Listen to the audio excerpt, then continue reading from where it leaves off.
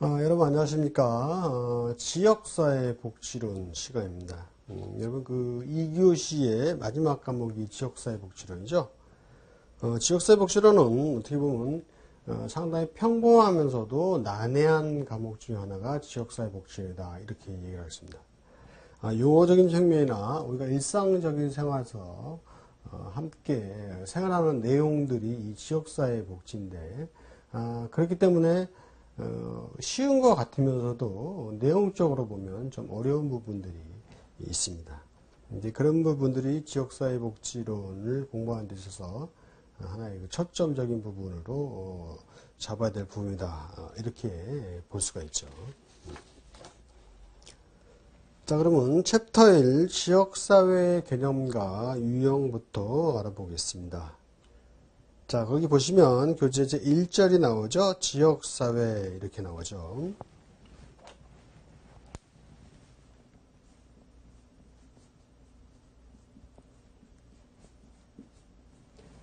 자, 이 지역사회다 하면 우리가 일반적으로 공동체 이렇게도 얘기를 하죠. 그리고 이것은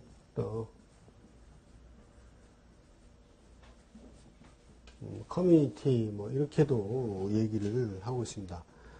그래서 이것은 지역과 그 다음에 각각의 어떤 공동체가 있겠죠. 이것이 모여서 지역 공동체가 되고 그 다음에 그 지역사회 사회에서 일어나지는 상호작용이겠죠. 그래서 이것이 한마디로 지역 공동체다. 그래서 지역사회 공동체 이렇게 되게 되는 거죠.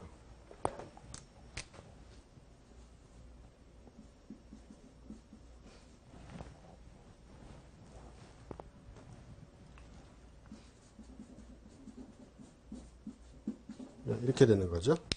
이렇게 지역사회라는 것이 단순하게 어떤 우리가 지역에 살고 있는 사회라는 개념보다는 하나의 공동체적인 개념으로서 그 인간들이 살아가는 하나의 그 단체적인 공동 연대감이 존재하는 그런 사회다. 이렇게 볼 수가 있죠. 그래서 이제 그 밑에 보시면 지역사회라는 용어의 학문적 개념의 근원이 되는 커뮤니티는 마술적인 매력을 지닌 언어다. 이렇게 나오죠. 그래서 우리말로 지역사회로 번역되기도 하고 때때로는 공동체로 번역되기도 한다. 두 번째, 21세기 정보화 사회에서 전통적인 공동사회는 점차 붕괴되고 이익사회에 살고 있다. 현재 물론 그 공동사회가 존재를 하죠. 그런데 이제 공동사회보다는 이익사회가 더 많죠. 그런 얘기고. 현대 상부상조의 정신을 중심으로 둘의 마을을 복원하기 위해서 지역사회 복지가 등장하게 되었다. 공동유어나 지역화폐 사용 등 지역화폐 운동 등 전통적인 상부상조 운동이 되살아나고 있다. 이것이 이제 지역사회죠. 그래서 여기서 이제 하나 보면 이제 지역사회는 우리가 이제 공동체라고 말씀을 했죠. 자, 이 공동체라는 것은 우리가 크게 또 두 가지로 볼 수가 있는데요. 지리적인 의미의 공동체하고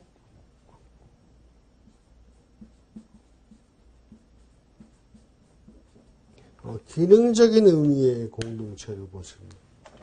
여기서 이제 그 지리적인 의미다 하면은 이제 땅지자를 써서 우리가 살고 있는 그 밟고 다니는 어떤 지역적인 의미가 되겠고, 기능적인 의미다 하면 우리가 지경계절을 써서 어떤 눈에 보이지 않는 경계가 있는 부분이다 이렇게 보고 있죠. 그랬을 때 현대사회는 지리적인 의미의 공동체보다는 기능적인 의미의 공동체가 좀 더 크다. 그리고 이 두 가지 요소가 함축되어 있다. 이렇게 볼 수가 있겠죠.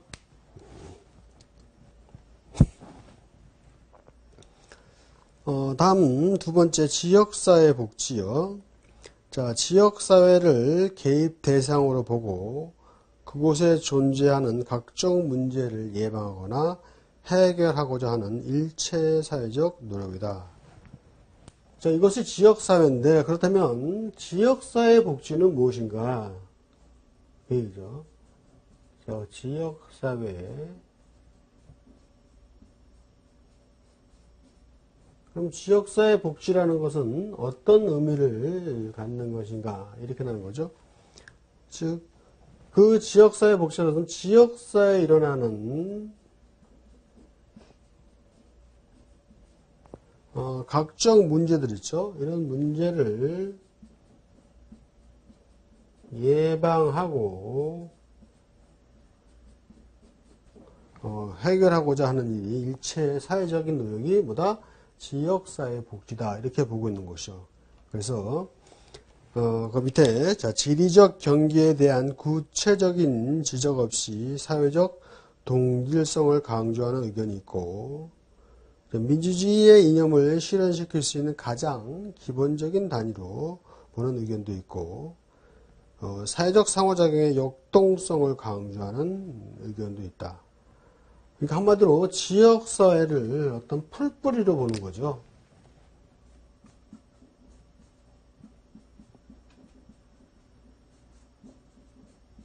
풀뿌리로 보는 거죠.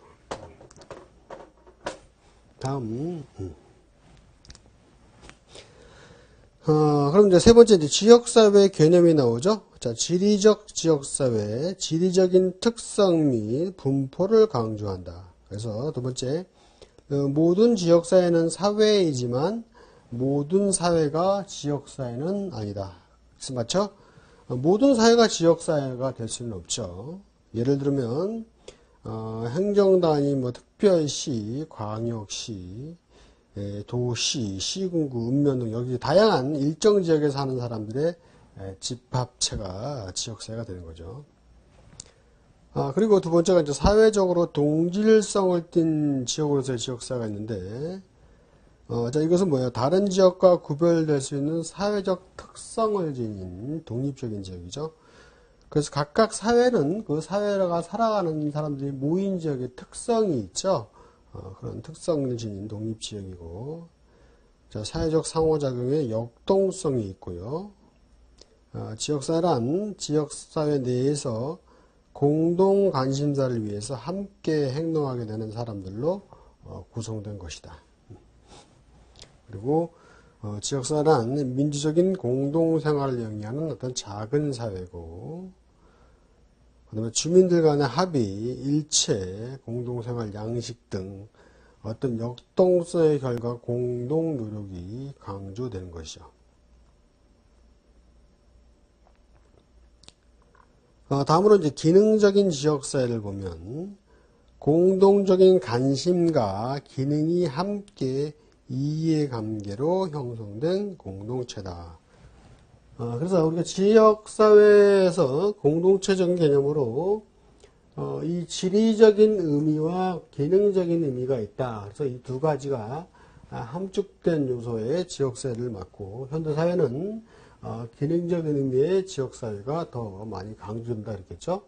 그래서 이 지리적 의미라는 것은 쉽게 땅을 얘기한다 그랬습니다. 그래서 이것은 뭐죠? 표현해보면 구역이죠, 구역.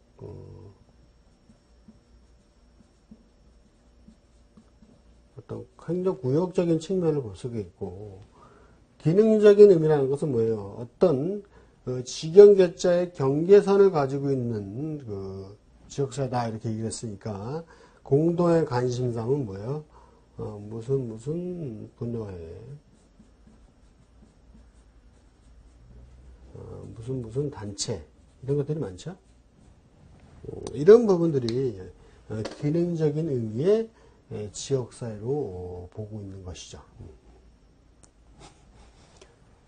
그래서 거기 여러분 교재도 밑에 보시면 도표가 하나 나와 있죠. 뭐 칠학지구, 간석지, 뭐 기능지구, 서울 등록 그러니까 근교권 해가지고 수도권 나와 있죠. 그래서 이건 쉽게 이해를 하실 수 있으실 겁니다. 다음에 4번으로 가서요. 자, 지역사회로서 여기에 대한 두 가지 관점을 우리가 좀 봐야 되는데요. 자, 지역사회에 대한 두 가지 관점, 즉 지역사회가 필요한 이유죠. 첫 번째가 구조적인 관점이 있고, 두 번째가 사회심리학적인 관점, 이렇게 두 가지가 나왔죠. 자, 그럼 구조적인 관점이라는 것은 뭐냐면, 자, 지역사회를 개인과 국가를 연결하는 고리로 본다는 거죠. 관점에서 첫 번째, 구조적인 관점이죠.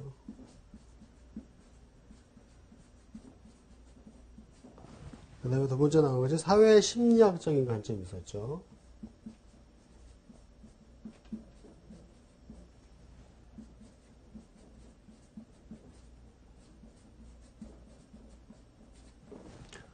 구조적인 관점은 그 개인과 국가를 연결고리로 본다 그러죠. 자, 이 얘기는 뭐냐면, 일단 이제 국가가 있죠. 자, 국가 안에는 누가 있어요? 개인이라는 존재가 있죠. 그럼 이 중간에는 뭐가 있어요? 지역사회가 있죠.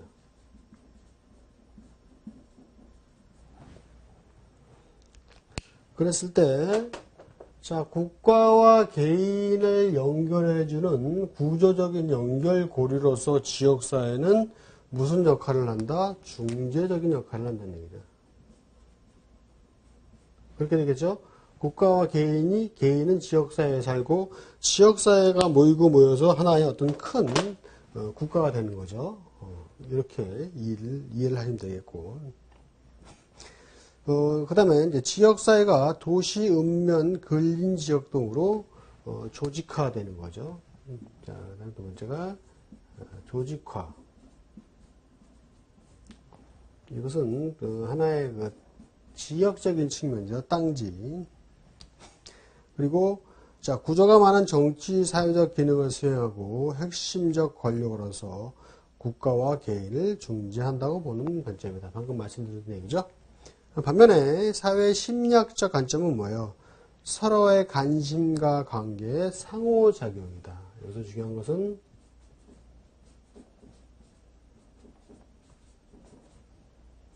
상호작용을 중시하는 거죠. 그리고 상호작용을 중시해서 공동연대감이 있고,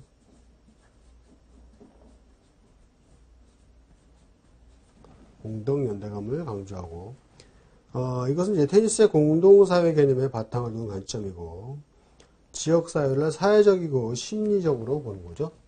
사회적이고,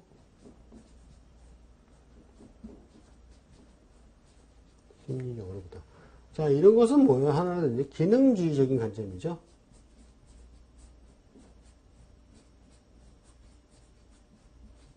자, 이렇게 보게 되는 거죠. 자, 이것이 이제 지역사회에 대한 두 가지 관점이죠. 그래서, 5번에 보시면 이제 지역사회가 지녀야 될 공통 3요소가 나오죠. 그것이, 지역과, 공동의 연대감, 사회적인 상호작용, 이 세 가지가 3요소가 되겠고, 그 다음에 이제 테니스는 공동체를 구분하는 데 있어서, 그 이익사회와 공동사회로 구분을 했죠. 그래서 이제 공동사회 이제 게마인샤프트 해가지고 이건 한마디로 이타주의죠. 유기적인 연대 관계를 유지하는 1차적인 혈연 지연의 집단이고, 2차 그러니까 이익사회 게셰샤프트는 영리를 목적으로 한 거죠. 이기주의적인 2차 집단을 우리가 이익사회로 보고 있다. 다음 제 2절 지역사회에 대한 이론으로 가서요. 지금까지 우리가 이제 지역사회라는 게 어떤 그 지리적인 의미와 기능적인 의미의 요소를 보고 지역사회에 대한 어떤 관점적인 요소를 봤는데, 그러면, 이런 지역사회가 왜 필요하고 왜 유지되어야 되는지 그런 의미입니다.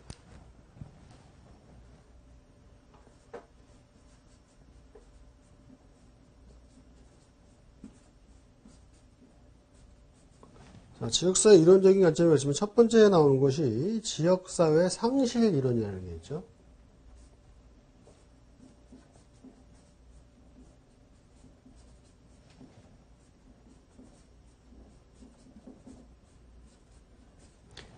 이 지역사회 상실 이론이라는 것은 지역사회가 없어진다는 의미죠. 자, 보세요. 상실된 지역사회의 기능을 대체할 수 있는 국가적인 사회복지 제도의 필요성으로 국가의 개입을 강조한다. 지역사회가 상실됐기 때문에 이건 누가 회복을 시켜줘야 돼요? 국가의 개입으로 회복을 시켜진다. 그래서 국가의 개입을 강조하고, 이것은 우리가 사회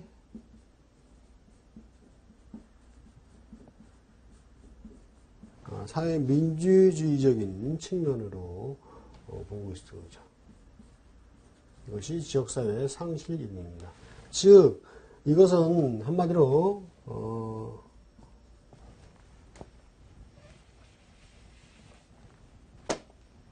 국가의 국민을 위한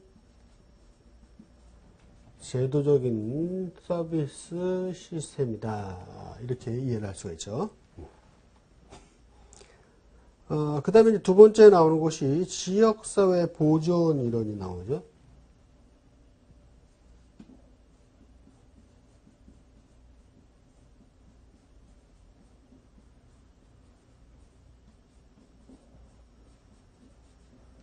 자, 이 지역사회 보존 이론은 지역사회 상실 이론과 상반되는 개념으로 이해를 하시면 쉽겠는데요. 먼저, 자, 지역사회 상실 이론에 대한 반론으로 제기된 이론으로 국가의 개입보다는 가족이나 지역사회가 갖고 있는 사회적 지지망으로 상부상조의 기능의 수행을 강조했다.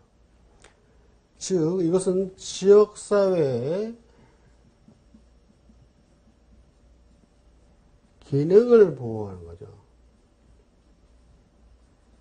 지역사회 자체의 기능을 보호해서 이것은 국가의 개입을 강조하는 게 아니라 국가 개입을 축소시킨다. 자, 이데올로기적으로 보면 이것은 신자유주의 사상의 출현으로 보시면 되겠습니다.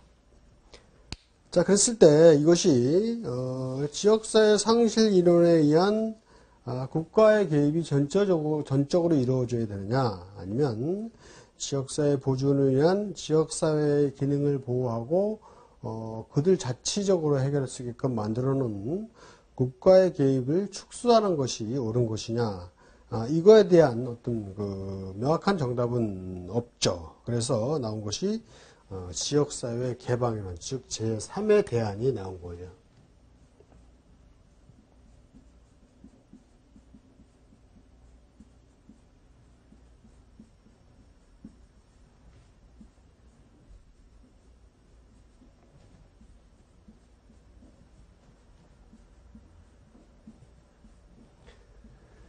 자, 이 내용은 사회적인 지지망의 관점에서는 비공식적 연계를 강조하고 지역사회의 지리적 의미와 기능적 의미를 포괄적으로 함축하고 있는 이론이다. 그래서 지역사회 상실 이론과 지역사회 보존 이론에 대한 제3의 대안이다. 따라서 비공식적인 연계를 강조하고 지역성에 기반을 둔 개념과 공통의 이해와 관심에 기초한다. 이렇게 됐죠. 한마디로 이것은 지역과 기능을 어떻게 해요? 함축시키는 거죠. 같이 서로 그러니까 각각의 갖고 있는 어떤 영향들을 같이 함축시켜서 만들어 놓은 거죠. 그래서 이것은 환경과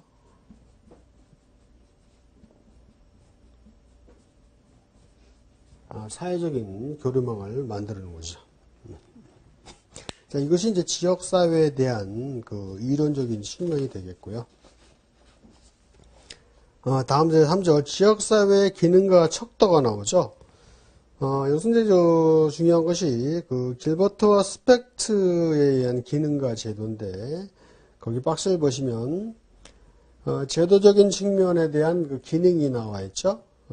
가족과 종교, 경제, 정치, 사회복지 나왔을 때, 그런 가족이라는 것은 어떤 기능을 하는 것이냐, 종교라는 것은 어떤 기능을 하는 것이냐, 이런 의미입니다. 그래서 가족은 사회화 기능을 하는 것이 가족이고, 종교라는 것은 사회 통합적인 기능을 하고, 자, 경제라는 것은 생산과 분배와 소비를 한다는 것이죠. 그리고 정치라는 것은 사회를 통제하고, 사회복지라는 것은 상부상조를 한다. 그래서 여기서 이제 다른 내용들은 쉽게 이해를 하시고 거기 상부상조만 좀 주의를 하시면 되는데요. 자, 우리가 경제라는 것은 경제는 생산이 있죠. 그렇죠? 그 다음에 소비도 있죠.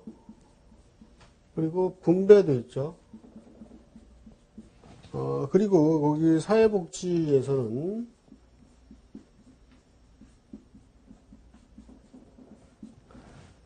상부상조라고 나와 있죠.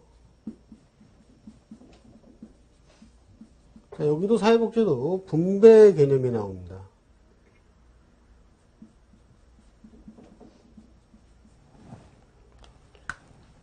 그랬을 때 이 경제 의미의 분배를 우리가 1차 분배라고 나오고, 사회복지의 분배를 우리가 재분배라고 표현을 하고 있습니다. 1차 분배라는 것은 경제적인 수익과 이익을 통한 거기에 대한 분배고, 사회복지에 대한 분배는 1차적으로 나온 분배의 그 수익 구조를 가지고 다시 사회적 약자에게 분배를 해주는 재분배적인 의미를 갖고 있다. 이렇게 보시면 되겠고요.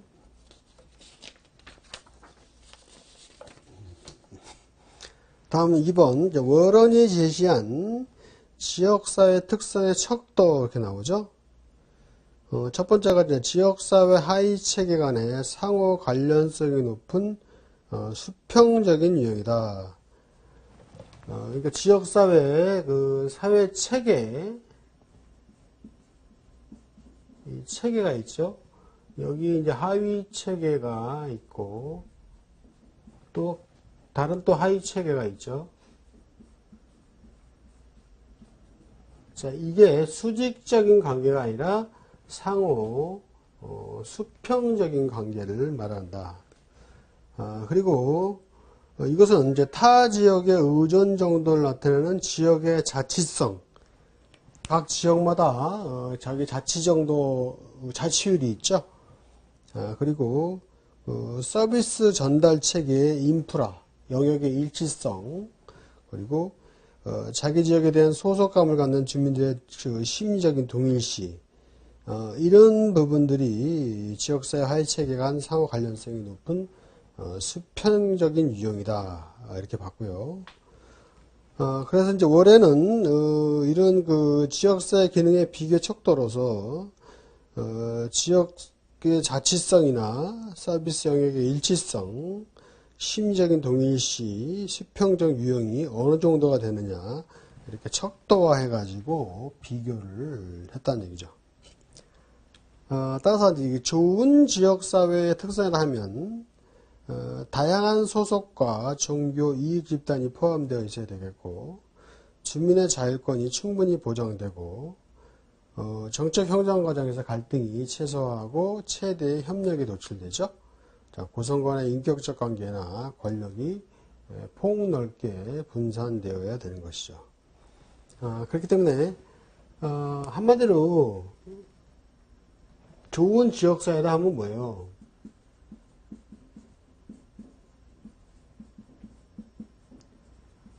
일단은 주민들의 소속감이 높겠죠.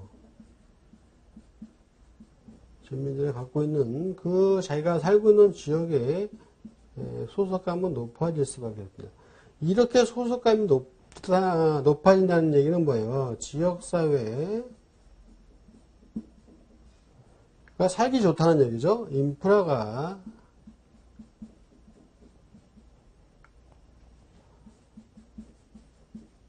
좋다는 얘기죠.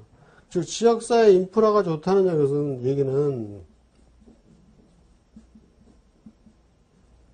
지역사회에 어떤 정책이 잘 되어 있다는 얘기죠.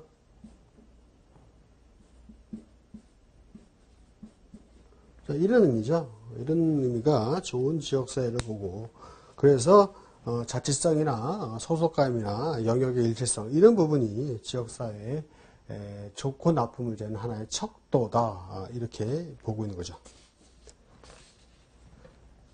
다음 제4절. 그러면 이제 더넴이라는 사람이 지역사회 유형과 기능에 대해서 비교한 게 있는데요. 보시면, 자, 지역사회 유형에서 더넴이죠. 자, 인구의 크기, 경제적인 기반, 행정구역, 그 다음에 인구 구성의 사회적인 특수성. 그래서, 자, 인구가 크기에 따라서 대도시, 중소도시 이렇게 나누죠.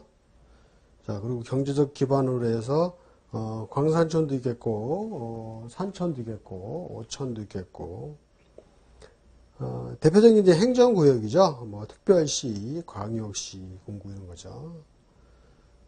그리고 이제 인구 구성의 사회적인 특수성에 따라서, 저소득 밀집 지역, 이주 노동자의 집단 거주 지역 등 어떤 사회적인 특수성을 갖고 있는 구성 지역이다.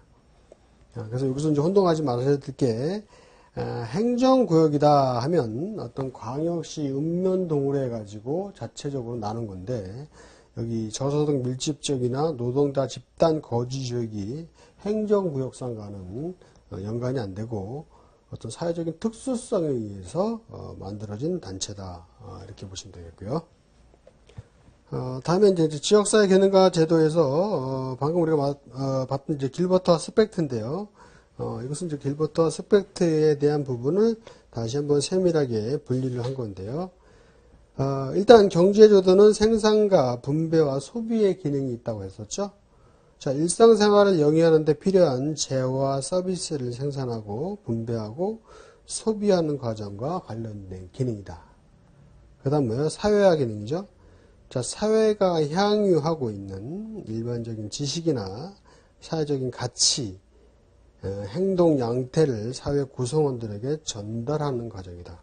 그래서 이것이 가족제도가 되겠고, 즉 가족이 사회를 구성하는 하나의 어떤 기본 단위가 되잖아요. 그래서 가족제도는 사회화 기능을 받고, 그러면 이제 정치제도가 왜 사회 통제의 기능을 갖고 있느냐? 지역사회에 무질서하고 무규범한 것을 막기 위해서는 뭐가 있어야 돼요? 어떤 통제적인 측면이 있고, 그것은 어떤 단체에서 실시가 가능합니까? 정치적인 측면을 해가지고 어떤 규범을 만들게 되죠. 그렇기 때문에 사회통제는 정치제도로 보고 있고, 그 다음에 이제 사회통합은 종교제도로 보는 거죠. 이제 사회 참여의 기능으로 보고 있는 거죠. 마지막으로 이제 상부상조의 기능, 가장 중요한 기능이죠. 사회복지제도는 상부상조의 재분배 기능을 가지고 있다. 이렇게 보고 있는 겁니다. 이상이 이제 그 지역사회 복지가 형성되는 그 요소와 지역사회 복지를 나누는 각 학자들의 구분에 대해서 알아봤습니다. 이번 시간 여기서 마칩니다. 수고하셨습니다.